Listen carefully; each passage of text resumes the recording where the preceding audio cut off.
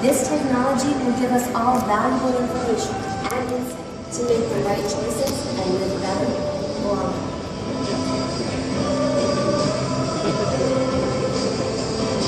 No matter how old or how young, you have the power to grow, change, and thrive.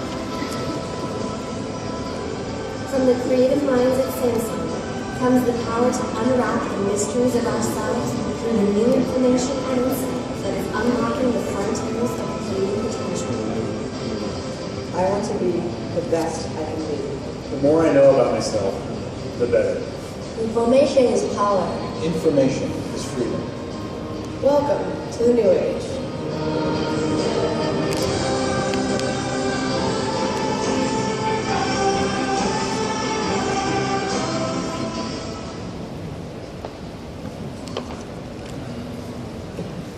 Welcome back, everyone. I hope you've enjoyed your matchmaking meetings and your networking. I hope you've done lots of business. You can tell us all about it soon. It's a great pleasure and honour for us to introduce our next speaker, our keynote speaker, President Young Sung from Samsung. I met him last night at dinner. I learned a lot about him, and he's told me not to tell you anything that I learned last night, so I won't. So please welcome President Young Sung.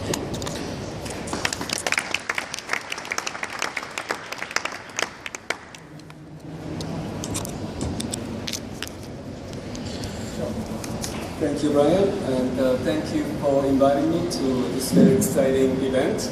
I'm honored to be here to share our perspective around health, which I'm sure all of you care and share the similar views. Last night at the dinner, we talked about with several people around the issues around silos in the healthcare industry and how the IT and the other bio and medicine are working its own, but yet it needs to be working together as a one to improve the productivity and efficiency around healthcare. So really my talk is about that subject, but let me just start with a couple themes and then I'm going to focus on health. There's one slide that I made some years ago, which I think is probably still is some truth in terms of megatrend perspective, and that is what does people want? And of course, one of them is a good health.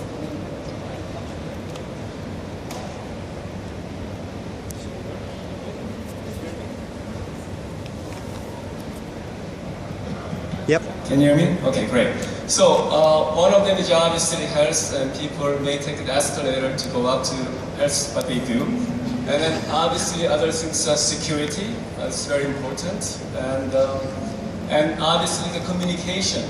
Flooding that are going on around the world is a bit concerning, but obviously we still have to work with a good communication, good bandwidth, free, we hope. I guess the net neutrality is a concern, but it's going to work out somehow. And then good entertainment. So, this is just a theme, but I think today my talk is really around the health and what are we trying to do in that area. And the next-gen device has been coming out, and I think you can see the first generation was more around your phones. They can help you to download apps. So I use Strava to measure myself when I'm riding bicycles. I compare with my peer groups. I also really pushing myself on the route that I'm pushing. I'm sure many of you do something like that. There are probably 250 million downloads this year around this type of apps. So there's a lot going on. And then the second area is clearly the area that's been getting a lot of attention, which is the wearable devices. How many of you in this room have wearable devices in your hand? Okay, I think it's about 10% right now. I think when I did the same question at Mobile Bit Conference in last summer in US, the ratio is about 20%. So we got some work to do. Either that, Europeans are more conservative, so this is not to raise their hand.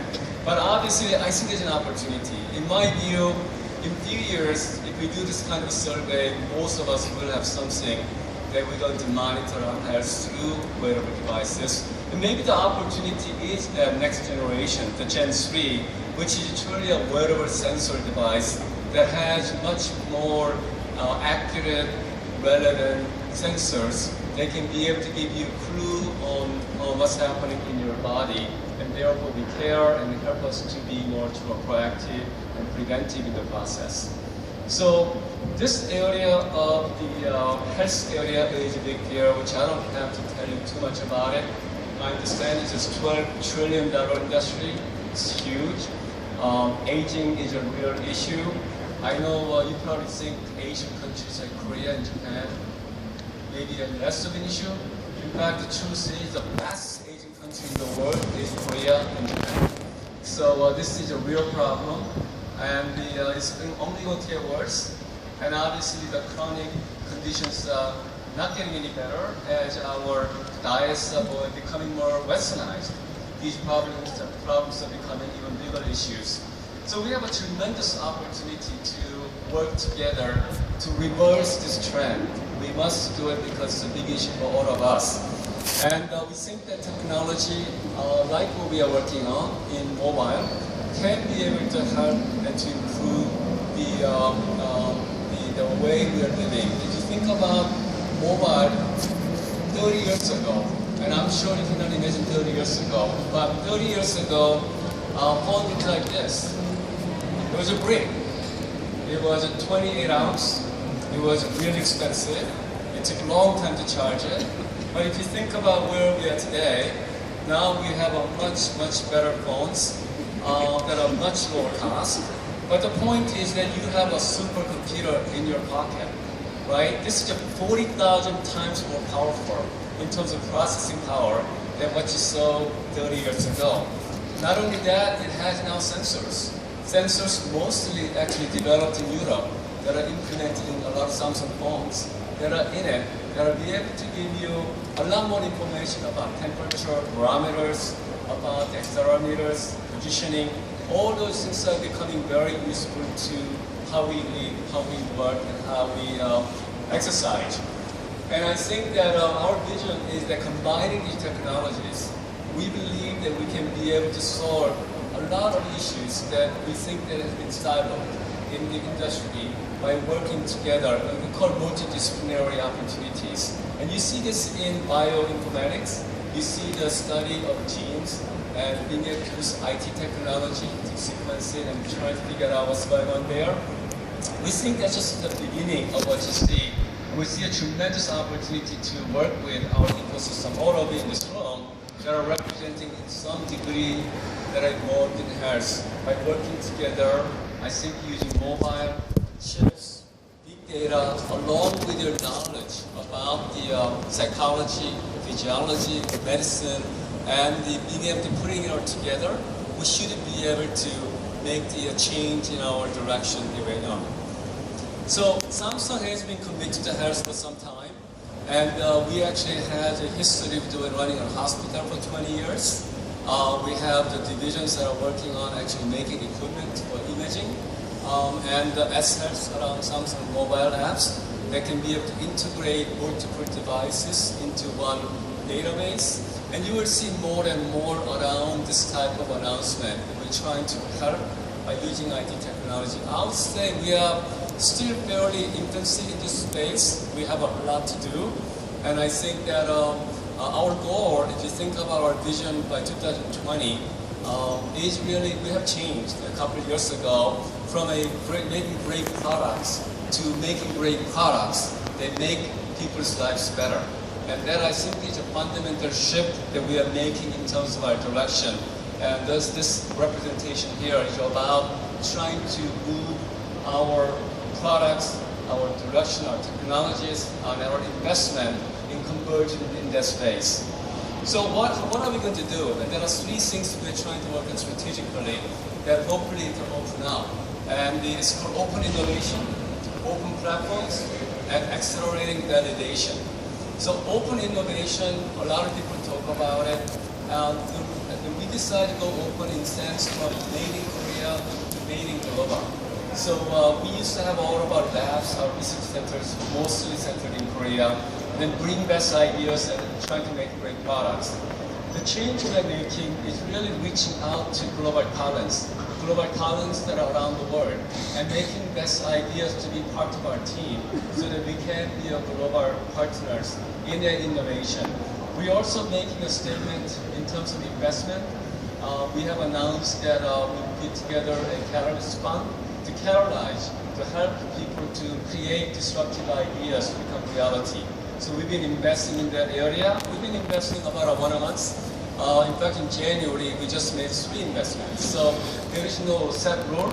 The idea is really finding disruptive ideas and entrepreneurs. If we find them, we're willing to back them up so they become an opportunity for us to change the platform and change the curve.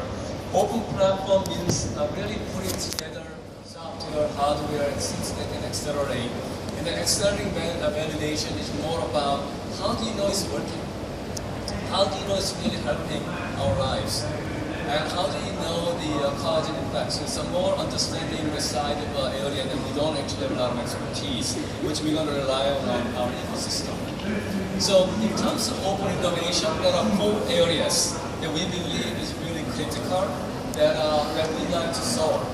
One of them is really all about size, comfort, and the being able to wear a long time. I wear some patches to measure my biostatistics as a part of a beta type.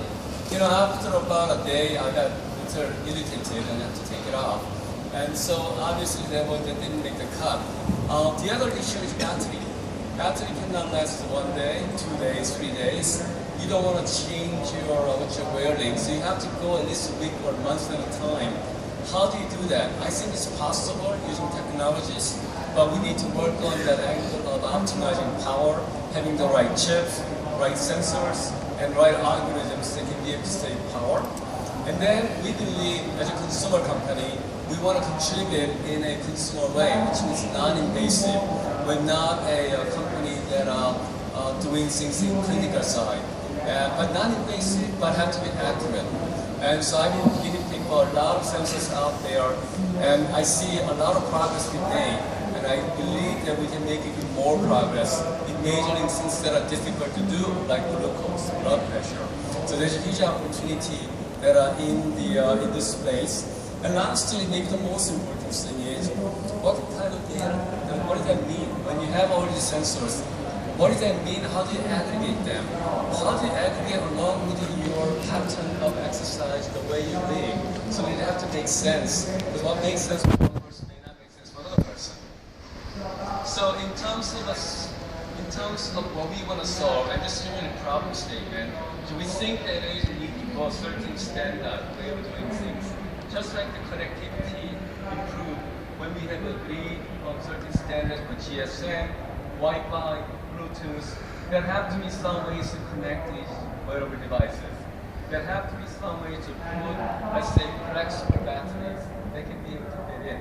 So there are a whole bunch of display issues and others that have to come together. Otherwise, many startups that are working on great sensors will be slowing down because they have to solve all these problems by themselves.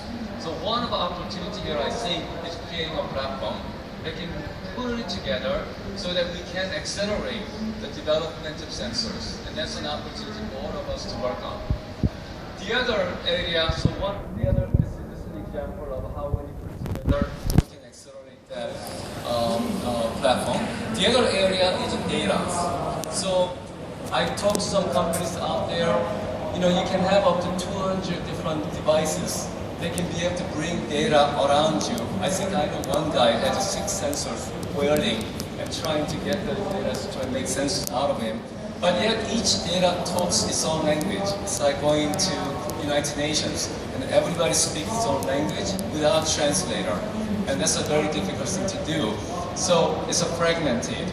So how do you make sure this heterogeneous data can converge into one and yet it makes sense?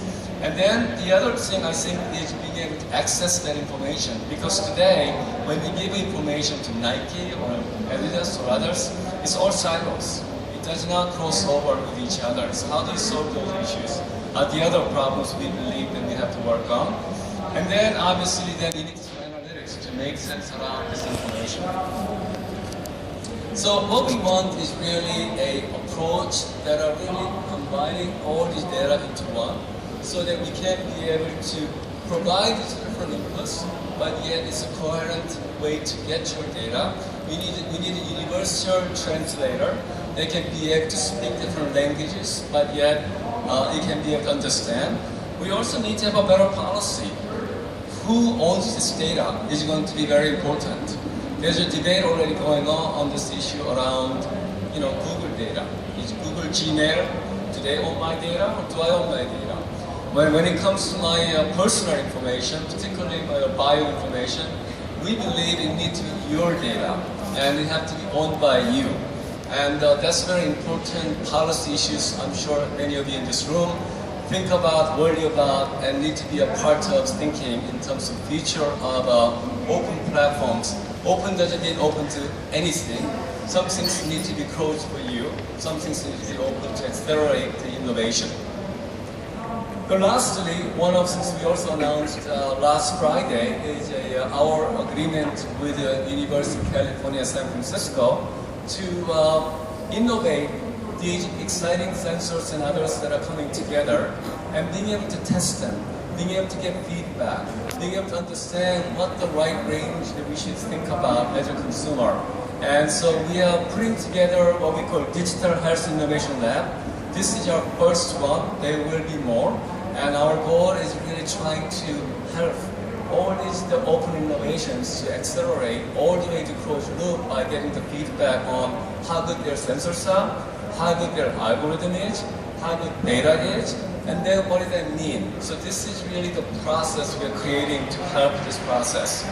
So the call to action to all of us in this room is really number one, we are open to business, and instead we are interested in working with the ecosystem to accelerate innovation, particularly in the area of sensors and algorithm. We think there is a huge opportunity to do better. We also think that there's an opportunity to create a platform for converging this data platform so that data can be able to talk, be able to share, be able to analyze, and getting better insight out of these analytics. And then lastly, I think that we need to continue to work with our ecosystem of partners that understands a lot more about psychology, medicine, and the other side of healthcare, so that we understand the loop around what we are doing makes sense. In the process, we believe that we can attack the 12 trillion opportunities, but most importantly, really making IT technology matter in a most important area of application. So that really is my talk. Thank you very much.